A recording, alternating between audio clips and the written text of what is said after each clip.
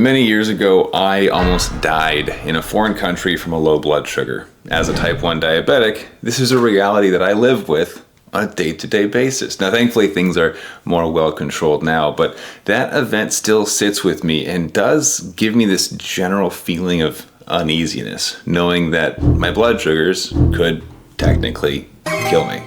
Now, if you're like me, there's a certain level of anxiety that might surround the whole living with type 1 diabetes piece, but it doesn't have to slow us down. And for me, for a long time, it actually did change the way that I thought about life. To get really real with you, I had never experienced anxiety before type 1 diabetes, even before that event.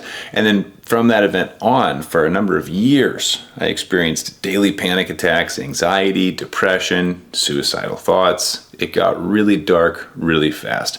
And in today's episode, I want to talk a bit about anxiety, open up about my own personal experiences, but also give you the 3 different lessons that I've learned over the years that have helped me to reduce my anxiety surrounding blood sugars by 95% and given me a sense of peace of mind again, something that I didn't know if I'd ever experience again. Now, if you don't know who I am, my name is Matt Vandevygt. I'm a certified master fitness trainer and nutritionist living with type 1 diabetes, but none of that really matters for this episode because today we're talking about mental health and how to continue building strength and resilience with your mind. So let's get into our episode. I've spent the last 10 years pushing the limits while identifying trends and patterns in my type 1 diabetes management. Follow along as I learn, apply, and share the fitness, nutrition, and lifestyle strategies that I've learned from diabetes experts around the world. The real question is, how can we live fearlessly with diabetes while maintaining stable blood sugars? This podcast is here to give you the answer. My name is Matt Vandevygt, head coach and co-founder of FTF Warrior, and welcome to Pardon My Pancreas. Now, before we get into the tactics of today's episode, I am not a therapist. I know nothing about that world other than my own personal experience and what I've researched. So I want you to know this isn't medical advice. Seek your own therapist if you need one. Maybe you need meds. I don't know you. That's why this is a podcast episode. But I want to share with you what worked for me. And actually recently, if you're following along the chronological order of these podcast episodes, I had not hypoglycemia. I've had a few hypoglycemias over the years. That's what I was talking about with my Paris experience. I almost died from a low blood sugar. I experienced hypothermia about a week ago. And that was something that shocked me, both mentally, but also physically. I actually went into shock, and it was kind of a scary experience. But coming out of that experience, I had 2 choices in my head. I could shrink down and lean into the fear and let it define my further actions by not doing that kind of stuff again.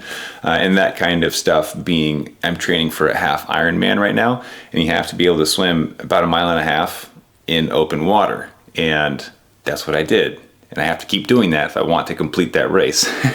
But number 2 is that instead of leaning into the fear and shrinking, I could face my fear and overcome it. Right? And in this unique experience, there's less fear for me surrounding water. It's still there. And I'll be completely honest with you. I grew up in San Diego as a surfer. So I'm fine with open water, but for some reason, putting goggles on and looking into the water and seeing all the shadows and things moving beneath me really just freaks me out. And so there's fear both of the hypothermia, but also of what's in the water with me, right? For some reason, it's more comforting when you're sitting on top of the water on a surfboard. But all that to say, I had 2 choices. I chose to face my fears because I knew from previous experience, if I let fear take a foothold, it will plant itself firmly in my life. And it is so much more difficult to overcome a fear that is planted and rooted in your mind than a fear that is fresh and new, right? So with this new fear of hypothermia, I'm like, okay, either this is going to set into my mind and become a thing from now on, or you just do what you got to do and get it done. Just reintroduce yourself to the same environment. So I did this smartly, of course. I went and bought a new wetsuit. The reason I got hypothermia is that my previous wetsuit that I was using was like 20 years old, and it's just riddled with holes. So it kind of just acts like a swimsuit, right? It wasn't that warm. And then my wife actually gave me a really thick swim cap to keep my head warm, and went back out, same time, same place. I repeated the environment that had caused the fear initially and overcame it. And good news too, didn't get hypothermia this time. So the new wetsuit worked. So there's two sides to this. Quick first example is one, facing your fears helps to remove the fear. Right? It's not going to completely remove it from your life. But in my examples, my experiences, I've noticed that the quicker I face my fears, the less power they have over me. And with blood sugars and diabetes, if I experience, let's say, a spike in blood sugar after I go out for Italian food, if I think, okay, I can't have Italian food because I'm scared of the spike, that becomes almost like a rule in my head. Like, oh, can't have Italian food because I'll spike. Instead, it was just a one-time experience that I chose to perceive as a rule, right? With diabetes, or I always go low when I exercise. I don't know if I want to exercise anymore. The more power I give that fear, the longer and harder it takes root, the more difficult it is for me to face it in the future. So my goal now is to use fear as my guide. If I'm scared or if I'm nervous, I use that as kind of the direction that I should go. In training for this half Ironman, I told you I have to swim 1.2 miles. I have to be able to bike 56.6 miles, and I have to run a half marathon, 13.1 miles, I think. So for biking, I've been nervous, completely transparent. I want to be with you. I've been nervous about going for bike rides because to get that level of distance, 50 miles, 60 miles, we have to go out into the mountains. Right? I've run out of neighborhood streets to go on when you're trying to do 50 and 60 miles. So I can't stay in the safety of my home area or even of a city, right? To where if I have to go and buy some low snacks, I can just hop into a convenience store. Can't do that in the mountains. And I realized I was holding back because I was nervous about going low in the middle of nowhere with no cell service and not having the option to go buy more low snacks, right? And of course, I'm playing these worst case scenarios. Our brain is wired to protect us, to keep us alive. And that's what fear is. So fear is actually a good thing, right? It's our brain trying to keep us from putting ourselves into dangerous situations that are irreversible. So I get that and I respect that. And it's this balance we have to find between respecting the fear, but also facing it and making sure it's not growing disproportionately. Now, what I've looked at in this fear as my guide kind of a thing, it's enabled me to face fears before they get too big, but also to overcome challenges and show myself how strong I actually am. I've never considered anything more than a mile or two for bike rides. A couple weeks ago, I did 60 miles. We went through 12 different cities. It was amazing. It was electric to come out on the other side of that and go, wow, I am capable of so much more than I thought I was. But before that ride, before I knew I was capable, you better believe I was nervous. And a lot of you are like, what? Matt's nervous, but he has the whole formulas thing down.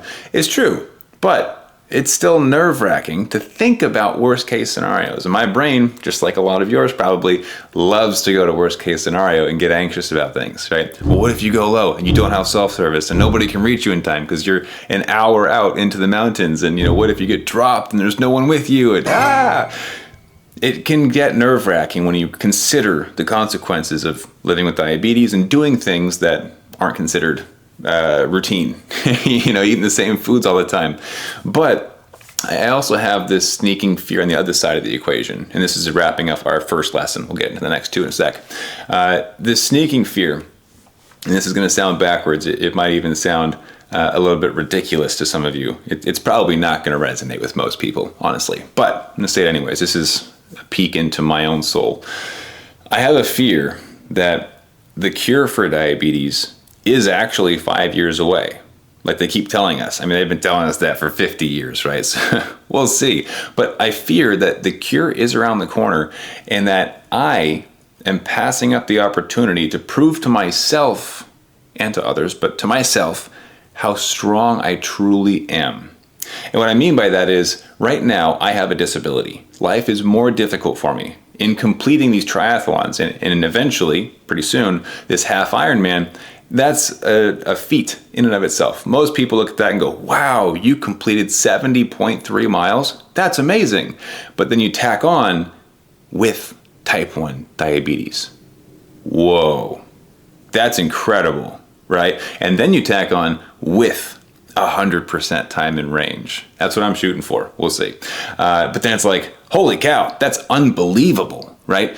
But if type 1 diabetes gets cured, well, now I'm just normal Joe Schmo. Oh yeah, you completed the race. Cool. So did thousands of other people, right? But right now it's special. I have extra difficulty. I have extra obstacles to overcome. And in a sense, we get extra kudos for that. But in our heads, in our brains, we also get extra rewards, right? Thinking about dopamine and serotonin and balancing these things out, the harder a task is, the more reward we get mentally. So I would hate to get to a place where I shrunk away from things that scared me, that made me fearful or anxious, and I never did them.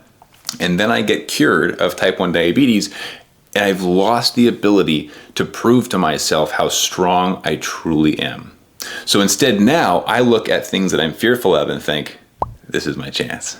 This is my time. I must face this fear and overcome it, right? Because there may be a day where I'm cured and I want to look back at my experience with type 1 diabetes and say, you know what? It did not slow me down. I overcame. I was unstoppable. That's what I want. Similarly to how people look back on their life, on their deathbed, and they're like, man, I wish I would have done XYZ thing. I wish I wasn't scared, right? Regret sounds terrible. And if I ever get to a place where I'm cured of diabetes, which I do hope that day comes, I want to look back on my life with diabetes and think, I did it. I overcame. So that's lesson number 1, the fear aspect, leaning into fear as your guide. Be safe, of course, but letting fear rule your life. I've lived that life before, letting fear tell me what I'm doing, and it's depressing to look back on. It's truly saddening for me to think about all the different things that I've missed out on in my life already because of fear. And looking back, there was nothing to be afraid of. It was just my mind blowing things out of proportion, making me worried that something was risky, when the reality is everything is risky. But if we can face our fears, we get a much more rich experience in life. Which leads me into lesson number 2. So I actually just got off a call like an hour ago with a new client that I enrolled, and I decided it was a good fit for us to work together. And this person, perfect fit, super stoked to work together with this person to fix their blood sugars and get their formulas set up. We actually help people set up what's called the 80-20 blood sugar formula. It's a predictive formula to know how to stabilize blood sugars through different meals and activities. It's what I used on that 60-mile bike ride, right? 40 miles, 50 miles, and I'm staying 100% time and range for all these things, going out to eat Italian food, right? That's how I live my life now. And it ultimately has given me back peace of mind and quality of life. But the reason I wanted to work with this client, and we both chose to move forward together, is that they had experienced something similar with the anxiety piece that I mentioned.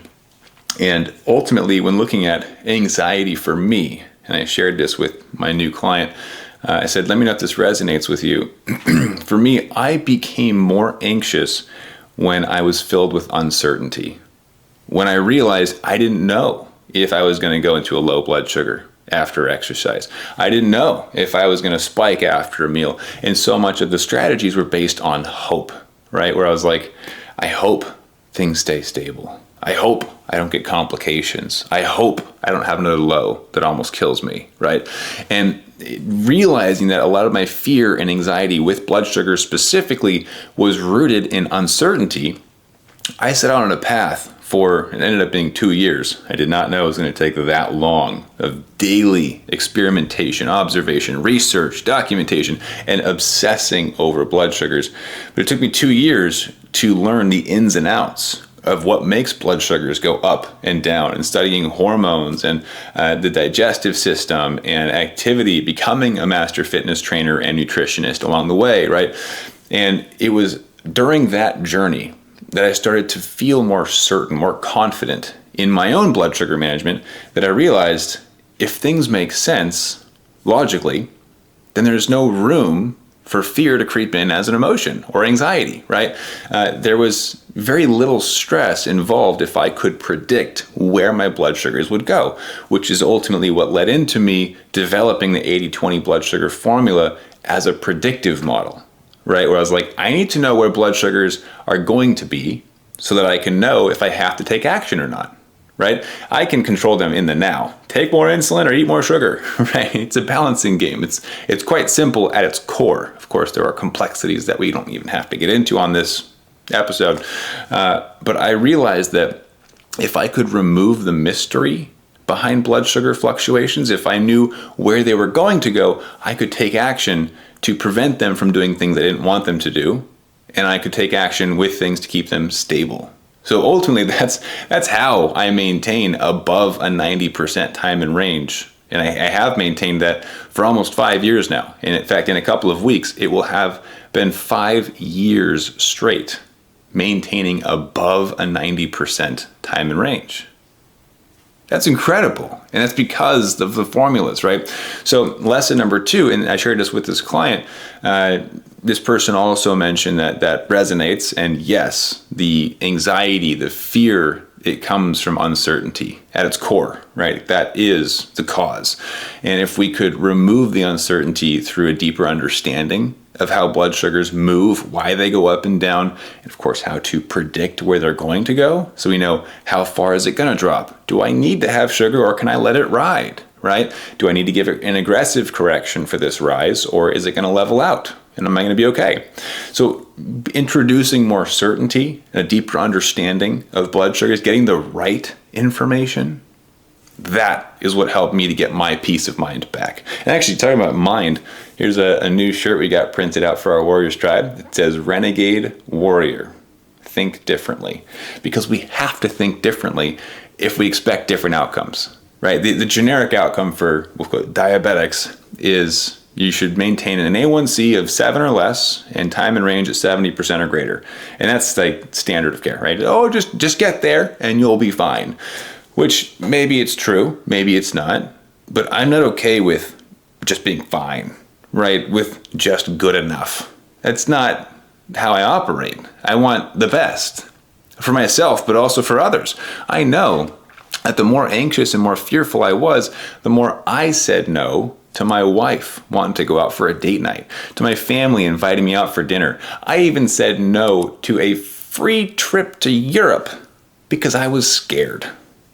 I told you, looking back on these things, I'm like, there's so much in life that I missed out on because of fear, which is because I was uncertain.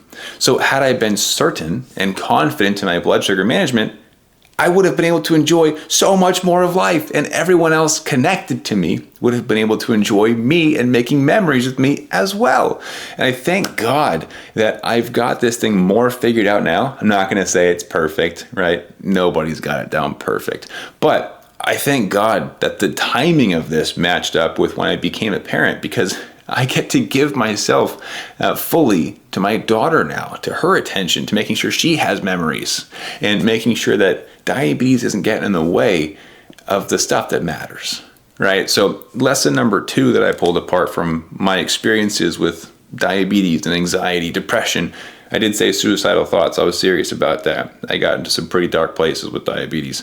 For me, it was largely rooted in uncertainty, the fear aspect. So the more I understood about blood sugars, the more confidence I could have baked into my decisions, the better I felt.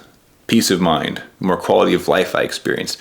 And of course, that was all as a result of using these blood sugar formulas. In fact, I want you to comment below if you're on YouTube with me, if any of this has resonated so far. I gotta know how many other people out there have felt any inkling of anxiety, depression, fear, especially if it relates to uncertainty. And if it does, I got something at the end of this for you that I think you'll find helpful.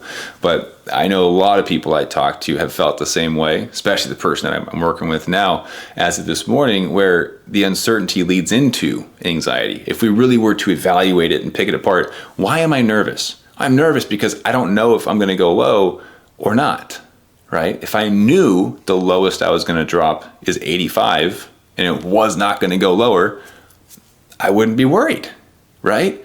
But the issue is that I don't know if it's going to stop at 85 or go all the way down to 35. And so I'm worried, do I eat sugar? How much sugar do I eat? So if any of that resonates with you, drop a comment. Tell me a piece of your story, maybe, if you're comfortable with it. I'd love to hear more about it. But the last piece in this 3-lesson series that I've learned through my experience with mental health and diabetes and anxiety even is fear. How to face it, of course, as I mentioned with the hypothermia incident, but this notion that we should live fearlessly. And there is some truth to that, but I don't think it's the truth that a lot of people hear when they hear that phrase. To live fearlessly with diabetes is not to live in the absence of fear, but to face the fear and do it anyways, right? So going back into the water for me, I had hypothermia, and then 5 days later, 5 days, I have a new wetsuit, I'm going straight back in, right? I did not give it time to settle into my mind, to become a new fear. Instead, I faced my fear, right? And to be fearless is to have fear, but to choose to do it anyways. There is not going to be an absence of fear. And if there is, you should probably see a mental health specialist because you're supposed to have fear, right? As I mentioned at the beginning of this episode, fear is a good thing. It's your brain trying to keep you alive. So if you're afraid of lows, it's because you know that lows pose a threat. That all rhymed. That was kind of fun. You know that high blood sugars could lead to complications down the road. That's why there's fear or frustration behind them. The emotions that we feel is our brain trying to get us to do something about it. Oftentimes emotions are behind our actions. So why do we do things? Because we felt like it, right? At its core, at simplicity is the easiest way to understand things. Why do I do things? Because I feel like it. Why do you say no to going on a bike ride with your family right after a meal? Because you're nervous that the insulin on board would cause you to plummet into a dangerously low blood sugar. So instead, either you take action, eat a bunch of sugar and go high to avoid the low because you're less scared of the high, or you say no because I don't want to go low, right? And so it's the fear that drives our decisions, our habits, our routines, our subconscious. So if we're able to understand that fear is normal, and it's supposed to be there, but also to recognize that most often our brain uses fear to blow things out of proportion, to make the risk seem like it's far outweighing the reward, when the reality is the reward is probably greater than the risk, but the risk that is there has a certain level of uncertainty baked into it. So we choose to be safe, right? To fall into our safety nets. So instead, what I would encourage you to think about and just shift your perspective to think differently, like us renegade warriors, right, is to see fear as your guide, but also to recognize that fear will be there. It will remain. When I hopped into the water to go back out for that swim, I was nervous. Will my blood sugars go low? Will I have hypothermia again? Will I get run over by a boat? Are there sharks in this water? The fear is there. But with every stroke that I took through the water, I'm pushing the fear further down. I am removing its power. And every time you do that, you remind yourself that you are stronger, that you will overcome. So those are the 3 lessons that I've learned that I wanted to share with you. My conversation with my new client this morning reminded me of some of those and how powerful those can be, but also how destructive they can be if ignored or leaned into. So don't lean into fear. Face it. Remove its power so that you can live your best life. And I told you I'd give you guys access to some tools at the end of this if this is something that you're struggling with or that you recognize, like all of us, myself included, that we all could work on. And it's a constant battle. Like I said, fear does not go away. I still experience fear. I still have anxiety about exercise and blood sugars. I still have anxiety about going out to restaurants and eating. It's a lot smaller now. It's not as big of a deal, but it is there, and I have to overcome it every single time, right? But taking it from a large part of the decision to now it's that little 5% little voice in my head. Oh man, Matt, I wonder if you're going to go low in the mountains by yourself. squish, right? I got to squish it before that grows and actually impacts my decision and forces me to stay back and not actually go out on those bike rides or those swims, to not go out with family and friends to eat dinners that I love and want to spend time with them. You must face your fears or they will grow and take root. And I've been there too. If your fear takes root, it becomes incredibly difficult to remove it from the grasp it has on your mind. For me, it stole years of my life, of memories that I will never have. And I want you to be able to grow, to avoid that situation. So every month we actually send out a physical newsletter. It's got mindset pieces in it just like this at the end of every newsletter, but we also do Q&A sections. I talk about the strategies and how to understand blood sugars on a deeper basis. Last month we did a deep dive into insulin resistance and how to reduce it. This month is insulin sensitivity and how to live healthier with more stable blood sugars while enjoying more of life. If that sounds like something that you'd like to dive into, I actually covered your first issue. It's completely free. You can go grab a copy at renegadenewsletter.com. That's why this is called, my shirt it says Renegade Warrior, think differently, because we pride ourselves on thinking differently. We want better outcomes than what the current medical system is fine with us achieving. I want to thrive with diabetes, not just survive. And if you're on that same path, if you're a renegade warrior like us, go to renegadenewsletter.com, grab your free copy, find your tribe. Find the people that are just like you who want the best out of life and refuse to be pushed down by fear, by restriction, by diabetes. All right, so go check it out, renegadenewsletter.com. It's my gift to you. I want you to enjoy that. And if it's something that you think is awesome, you can stick around. We'd love to have you. If not, no harm, no foul. It's completely free. It's on me. So there's zero risk involved. Just go grab your free copy, renegadenewsletter.com.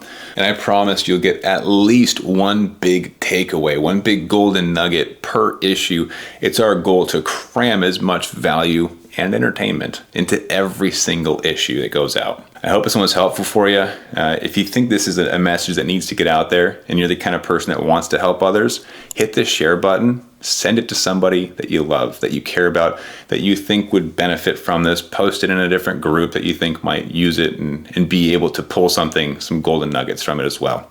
I appreciate you being here. I hope that you too can learn to live fearlessly, not in the absence of fear, but in facing your fear and using it as a guide while you learn to thrive with your diabetes. Thanks for hanging out. Be sure to subscribe. And if you're on here on YouTube with me, be sure to check out the next video after you grab your copy of the newsletter. We'll see you there, and keep up the fight.